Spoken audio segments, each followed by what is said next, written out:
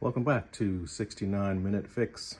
Today I am working on a Whirlpool French door bottom freezer refrigerator, and the bottom freezer will not open. It is frozen shut. A lot of videos online talk about the seal being frozen to the door, and that is not the case. My seal is not frozen all the way around, but I think there is moisture in the bottom. I've had this problem before, and I think the drain in the bottom of the fridge is clogged, water froze in the bottom, and the drawer is actually frozen to the bottom of the freezer.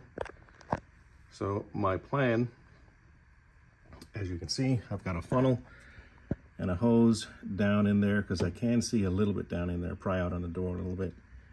And I have, I'm gonna put some boiling water down there. May take a couple of kettlefuls of water, and my hope is that'll melt the water in the bottom of the refrigerator enough so that I can pull the freezer out. And I've got some towels because I know there's going to be a mess of water, and so let's go get the hot water. I did see in one previous video where somebody did this, but it was after the fact that they found out that there was water in the bottom, and they had used pry bars and hammers and really kind of messed up the refrigerator. So I'm going to avoid that. Just go with the hot water right away. So the kettle has been boiled, and we're gonna try and pour it in here. I may lose some food, but there's nothing major in there.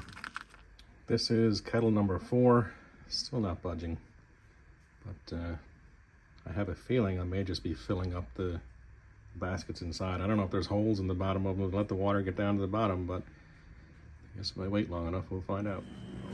So with the help of a neighbor to hold the fridge, I was able to kind of pull on the door both sides, wiggle it back and forth, got it out. There's chunks of ice that come out underneath it. You can see the pattern in it that was holding in the drawer. So there's just a couple of screws inside here and here. You just loosen it on your door lifts off. And so the plan is now just to leave it unplugged, dry it out, find the plug in the bottom, and I'll post more when I find that. So now that it's opened and I've got it dried out, I can totally see how the water that I was putting in was just filling up the tray. It wasn't getting to the bottom. I think for my own sanity, I may drill several holes in these just to allow water to go down through, so that in the event it happens again, it would be much easier, because I had to overflow these and get it up to the point where water would go out the back of those. There's no holes. Now yours may look a little different. I saw several different versions online, but basically what you're looking for is this pan right here. This collects your condensation or any drip from inside the freezer. And follow the tube. You can see this one is curved, has like a trap in it. If you follow that up, you'll see it comes up to this right here. I'm gonna take this screw out and see what's underneath it. All right, I got the screw out, and I can see that this is full of water, so it's not draining. It shouldn't be that high. I do expect some water to stay in it, but it should only be as high as the top of this down here at that point, as high as this loop here. Okay, I also noticed that up in here, it's attached up there, so I can pull this down a little bit. And there's some water still in the fridge, and you can see it wants to come out. So that tube is definitely clogged. I'm gonna see if I can get that out, unhook it from down there, down here, and see if I can get that out and clean it. All right, it was full of sludge. I actually put my garden hose on shot a jet of water in each end, and a bunch of dirty stuff came out. But it's all clean now. I'm gonna reassemble and see what happens. Okay, got it back together. This screw is back in, and in behind there, you can see right there, it's hooked up back to the drain that comes out of the bottom of the freezer.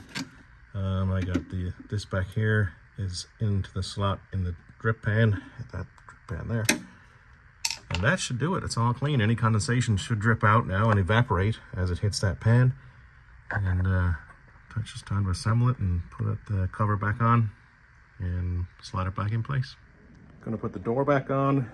You can see there's a slot here for this screw, and then the slot in the bottom catches on that, I believe. All right, we're back in place. Everything is moved back in.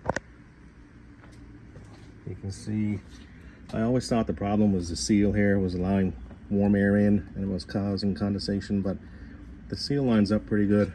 There's no space on the other side.